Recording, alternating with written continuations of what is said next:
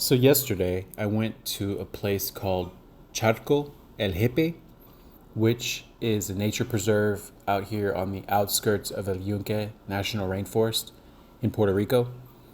The city is Naguabo is what it's called. And it's a place where there's a waterfall. Beautiful, magical, wild place here in Puerto Rico. The locals have set it up where they've made it kind of an attraction where you can park somewhere for $5 and it's like pretty close to walk, and you walk to this waterfalls.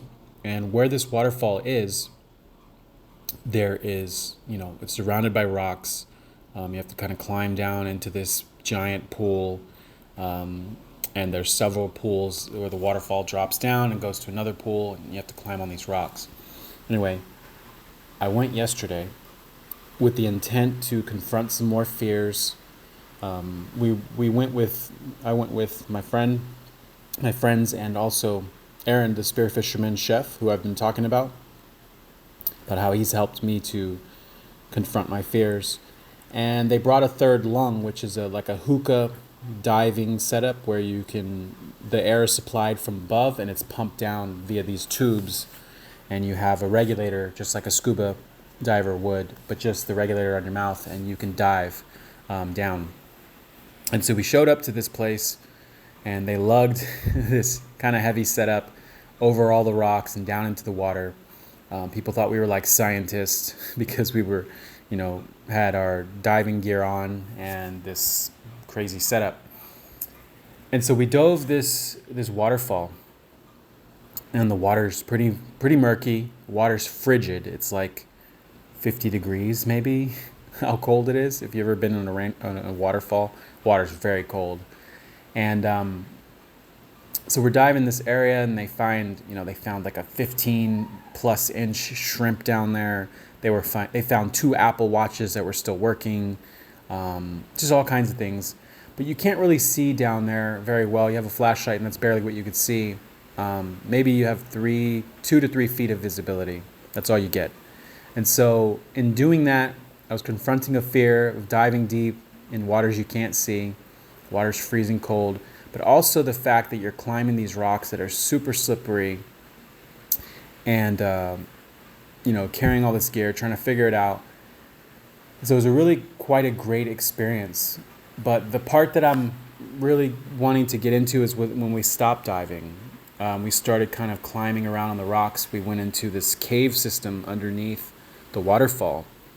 And let me tell you, if you haven't heard already, that I don't like tight spaces. And I had issues with going into a cave at another instance where, Aaron kind of held space for me and helped me to go conquer my fear and like sit with my fear and face it and move towards it. This was another one of those moments, but this was intensified because, it's a cave underneath a waterfall, and you have to squeeze through tight spaces that water is gushing through. Right? So like my entire body is like, absolutely not. You're not doing this. Let them do it. Don't make us do this. Like every single alarm is going off in my body. Like, nope, that's not for me. I don't care. I'm not doing it. And needless to say, I did it. They helped me. They kind of were patient with me and walked me through it. And I climbed through this tiny little hole, gushing water everywhere, the whole time thinking like, I'm probably going to drown right here in a freaking tight space or get stuck. And I get in through the water, and it's one of the coolest places I've ever been. Legit. It's a freaking cave in the middle of a waterfall, underneath the waterfall. And it's just a magnificent experience. I had a GoPro. I got some footage, but as soon as I got in the cave, I ran out of storage, so of course I would. But that was a big moment for me where I conquered more fear. Like I looked fear in the face, I felt the fear in my body, I let it pass through my body, I breathed, and I went and did it anyway. In this cave with the water gushing around you on all sides, I started to also then feel, I sat there for a while. I was like, wow, this is amazing. But then I started to feel like a feeling of panic come over me. Excuse me. And so I needed fresh air. I was getting fresh air, but I needed space, right? I didn't need to be in such a tight, dark spot and water all around me like that. Just thinking it was raining also. I left that part out, right? So when it rains, and it rains hard in Puerto Rico, it's a rainforest, right? When you're in places like this where, there's a waterfall, you don't know how much rainfall has fallen in the mountains where this water comes from. And so these areas where people frequent can quickly, very quickly become super dangerous to be in, right? Because all this water is now headed your way and you have no idea.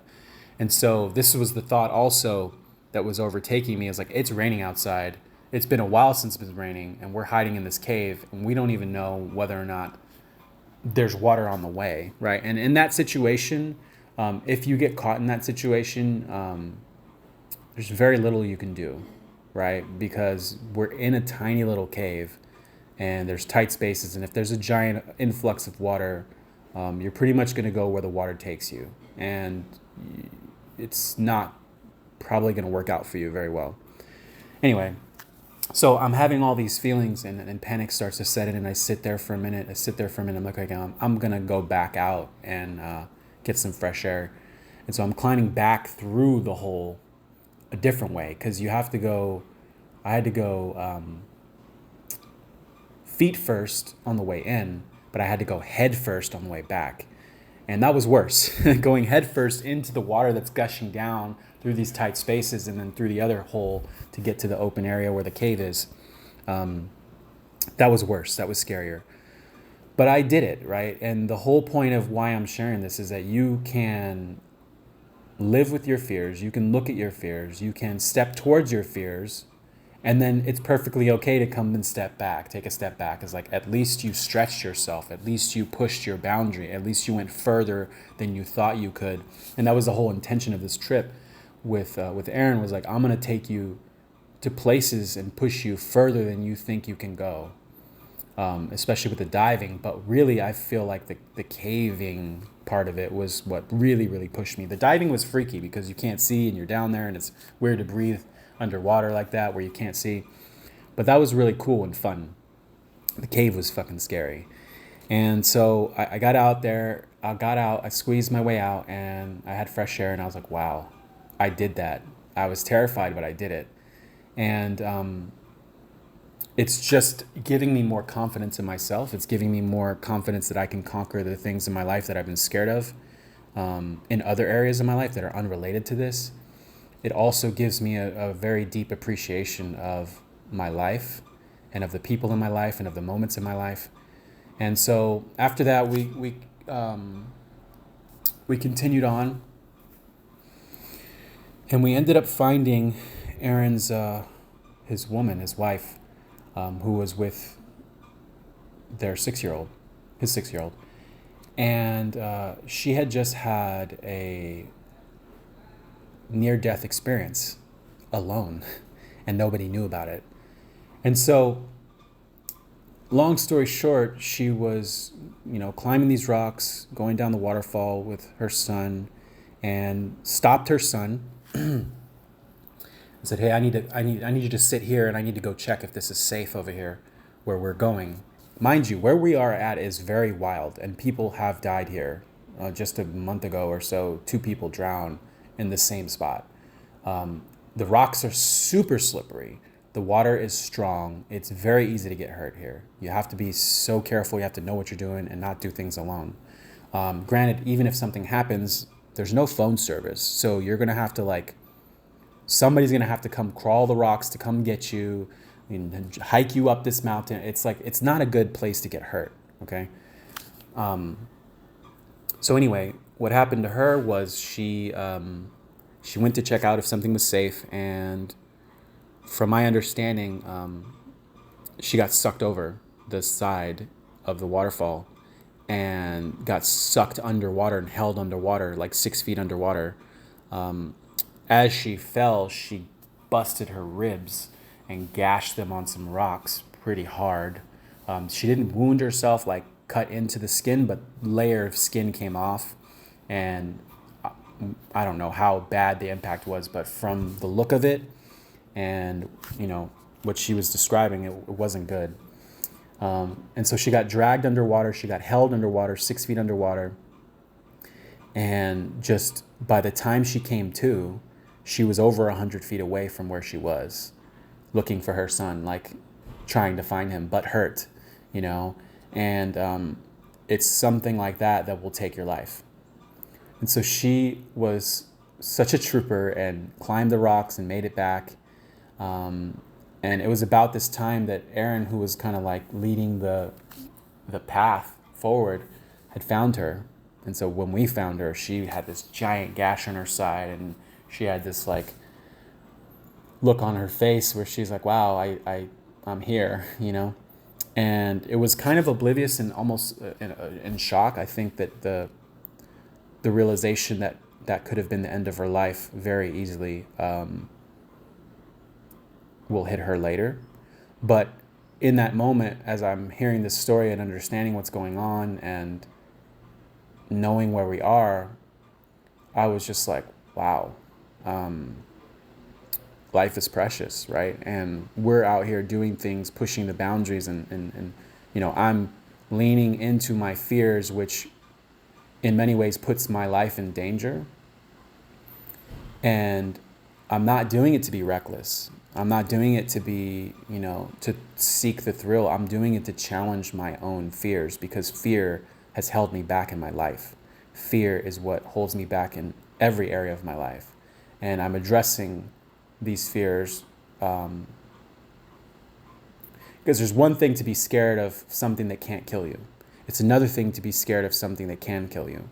And your body reacts in similar ways, right? But it's different when you feel your life is in danger. Like when I was trying to go through that cave and there's water there, like I am like very aware that I could make a mistake and get hurt. And then what, right?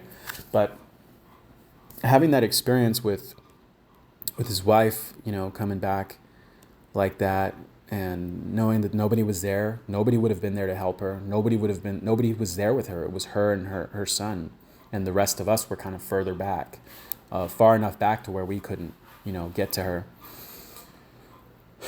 And so it just gives me an appreciation for every single day, every moment, every conversation, every time I get to share and connect with people.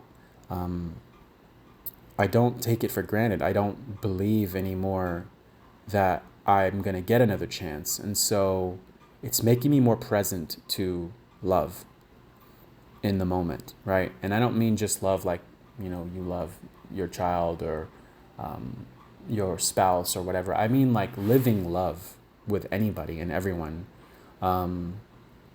I was, after this experience, we hung around the water for a little while. We made our way back, and we climbed up the hill, had to drag all the equipment up. And up at the top with the locals, again, another thing I want to share. There's a full episode coming about the spear fisherman chef, because Louisiana boy, in with the locals here. The people love him. Local people love him, and he is like Caucasian, okay? And there's an undertone in Puerto Rico of gringo go home, which is like white people go home, we don't want you here. There's a whole thing about that. It's a political thing going on. It's kind of overplayed, but it is still, if you don't respect the locals, then they definitely don't want you around. And to see him just weave in and out and create such love and friendship with people, it really reminds me of when you put your life in danger, when you face fears, and when you know that, this could be your last day, like you show up in the world differently. And so I witnessed that, and I love to watch that. And so I was able to also connect with some locals who were cooking food and just wanting to share what they had to share. Like this man, his name was Nelson, and he cooks this food for people, and it's great. It's local food. And he was just so friendly. He wanted to help. He wanted to share. And he cooked some crabs for our friend for free. Didn't charge him anything. And I got to talking with him, and he was telling me how friendship is better than money. And the way he said it, like he fully believed it, you know, and I, in that moment, really appreciated him as a human being and where I was standing, because I'm standing in this valley being humbled by the mountains around me of a rainforest and a waterfall, and I'm listening to salsa music in Puerto Rico. I'm Puerto Rican. These are my roots. Like, I'm in here with these people, my people. And it was a beautiful, beautiful experience, and it stretched me. And I didn't leave the way that I came, right? Every time I've been going out with Aaron and doing these things, and challenging myself, I leave a different person. I was stretched. I was pushed, and I can be proud of myself. I can be proud of the growth that I literally felt driving back. Like, wow, I freaking did all of these things. And these are things that I, wouldn't have done before. And so this is what I wanted to share. It was kind of just a story and multiple points of the story, but the point of what I'm trying to get at is, when you push through your fears and you are going towards your fears, we tend to avoid anything we're scared of, right? But when we look at what we're scared of and feel that fear and still move anyway, and decide, I am going to move towards this thing that terrifies me, you have every right to then take one step forward and then 2 steps back. And you still did something. You stretched yourself. And so this is what I'm doing. I'm taking 2 or 3 steps forward and then 1 or 2 back, sitting. And then another step forward and then 1 or 2 back and sitting. And I'm still expanding my capacity to live with and move despite my fears. And I know that this quality is going to lead me to becoming the man that has always been inside of me, that I've always wanted to be, that I've always let fear hold me back from. And so in your own life, what are the things you're scared of? Can you move towards them? Even if you have to take some steps back, that's okay, and that's progress. And that's what I wanted to share with this message today. And so, yeah, that's all for right now. I'm definitely going to talk about a full episode of this character that I keep mentioning, Aaron. He's a giant inspiration to me. He's a giant teacher for me, mentor almost, in a way. Without him even knowing it, right? He doesn't even know these things. I've shared how I feel, and I've thanked him, but he doesn't even know. Very interesting who you can learn from and how much you can learn from people, if you don't judge who they are based on outward appearances or first impressions or any of that. Anyway, that's what I wanted to share. I'm 18 minutes in, and I hope this was of value to you, that you learned something, that you got something from it, that something resonates with you on this. And I hope big, big, big, big giant blessings and big love for all of you. Blessings.